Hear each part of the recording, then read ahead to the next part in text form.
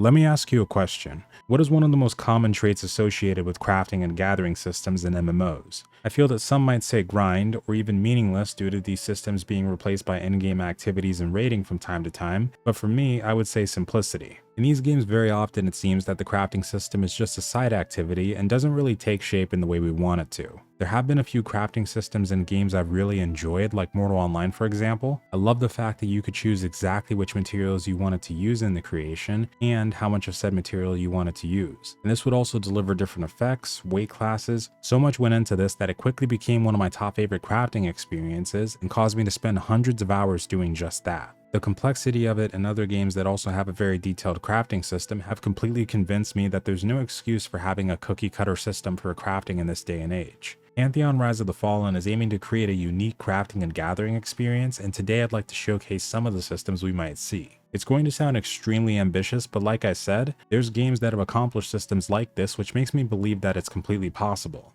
To start with gathering, in Pantheon there's going to be 5 different gathering professions. We first have mining, that'll be using the pickaxe, woodcutting, that'll use the axe of course, harvesting, which will use the sickle, skinning, that'll use the skinning knife, and fishing, which is self-explanatory. In gathering, there are 3 main pillars that support both this and the crafting system as a whole. The first is for these systems to be fun and engaging, but to also be meaningful, and not just have value for you personally, but other players you interact with. The second is to have the economy be healthy over the long term and have the crafted items themselves have value over the long term as well. In many games, crafting suffers not because the system itself is bad, but because there are economic issues that just make it not worthwhile or fun to do. And the third and final goal is to make sure that the overall experience with crafting and gathering is more about engaging with the world and less about having to grind.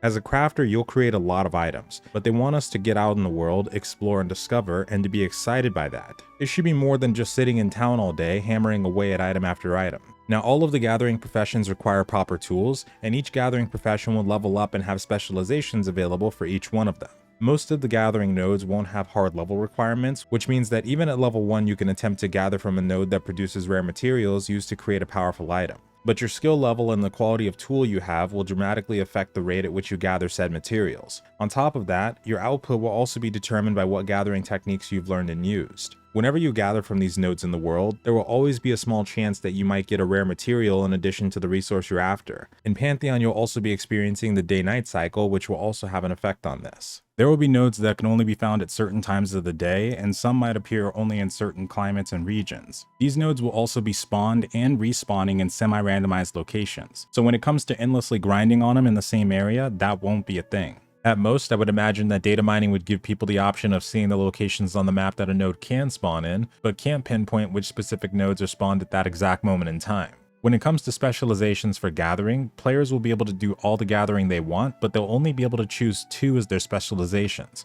Like we mentioned, these nodes will be in randomized locations, and you might find materials in high mountains, hidden map locations, or even in dungeons. It's also worth noting that every gathering skill will produce something that's useful to every crafting profession. This means that metals you gather as a miner could be used as a byproduct of blacksmithing, jewel crafting of course, and even outfitting.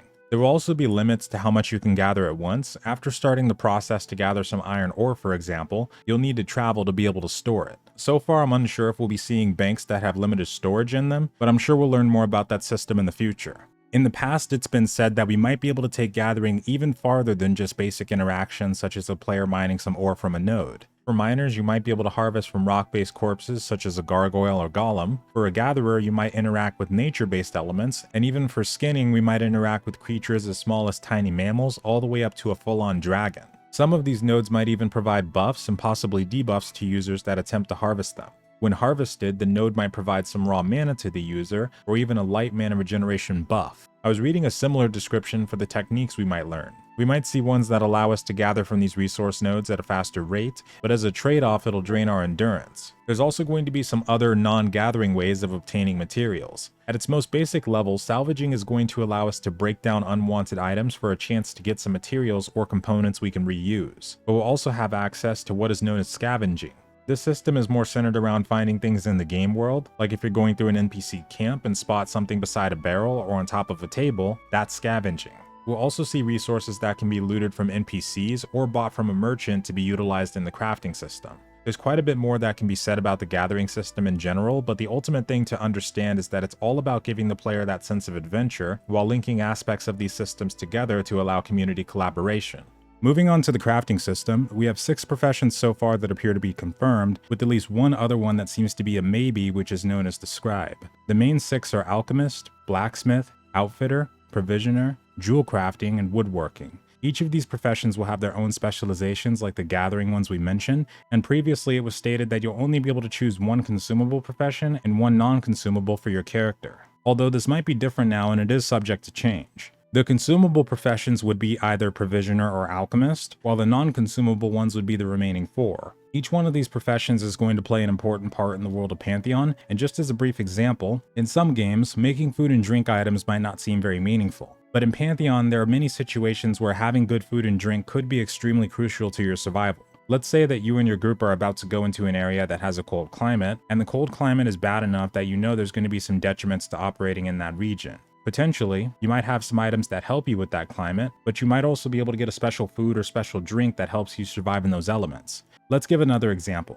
Let's say that someone wants to farm were-rats in a dungeon-like area but is in need of some silver weaponry. They could either A, find humanoid NPCs that also have grievances with lycanthropes to kill, or they can find a crafter that has the silver longsword recipe and can craft it for them. There's going to be many benefits to being a crafter in Pantheon, and this even goes so far as content that will be specifically designed for you, or pieces of content that crafters can really help with. A major goal with this crafting system is to provide players with the means to gear up through the power of choice, as opposed to items for mob drops or questline rewards. Visionary Realms plans for there to be multiple tiers or types of resources we can gather from and forge. And when it comes to the crafted item, you'll be able to choose which resources you'd like to use for creating it, and it can end up having an impact on the final result. Maybe for a breastplate you want to craft, you want to use a higher tier but heavier form of steel instead of a lighter one. So that might affect the weight of the item but also improve the stats. We'll also be able to use rare materials in the creation of these items instead of just regular ones. But when it comes to the failure rate, yes, failure will be possible, and when it comes to if we'll have a chance of losing those rare items if we are to fail, so far that appears to be undecided.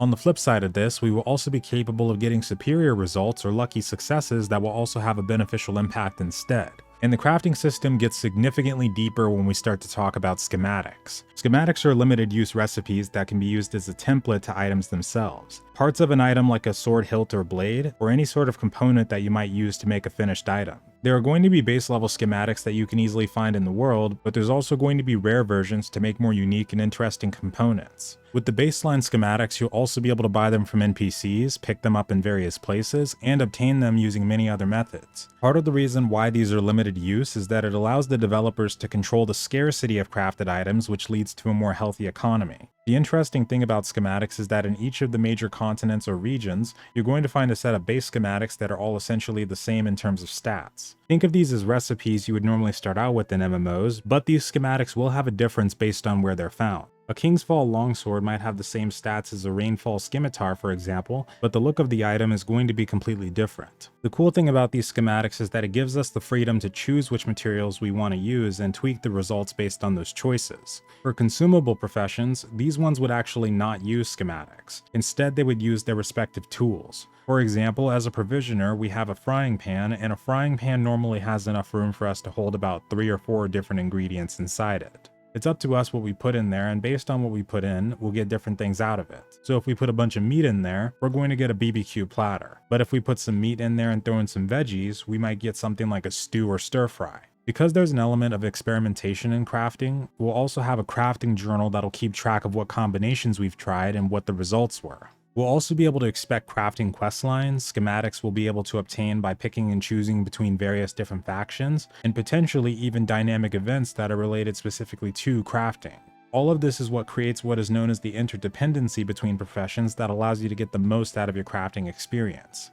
Every profession in Pantheon will be able to create items on their own without having to rely on other players, and they'll have all the parts they need to create the vast majority of their items. However, if you want to create something truly amazing, if you want to make something that has better stats or is more of a premium type of item, it's to your advantage to work with other crafting professions. So if you're a blacksmith that's making a sword, you can make a basic sword all by yourself, but if you happen to know an outfitter or maybe a jewel crafter that can make you a fancy sword hilt or pommel, the result is going to be a little bit stronger. Not by a lot, but enough that there's going to be a difference there. The last thing I'll say for now is that if you're someone who enjoys crafting and wants to make it the exclusive or majority part of your experience, Visionary Realms has stated that this is still something you'll be able to do. If you'd rather pay someone to hunt mobs for you to obtain the specific resource you want, or join a crafting guild that works together for epic creations, it'll be possible. I'm really excited to learn more about the crafting system because it's not something I normally tackle in games unless it's detailed enough to warrant doing so. I love it when each individual crafter is crucial and feels unique as opposed to a system where crafting is more of a common thing that everyone can dive into and do by themselves. This video should give you a baseline version of what to expect from the majority of these crafting systems. Some of this might be subject to change, so I highly encourage you to keep reading through the producer letters and watching through the roundtables as they come to stay informed. For now though, that's all I have to talk about for today, and I hope you all enjoyed. Have a good one folks, and farewell.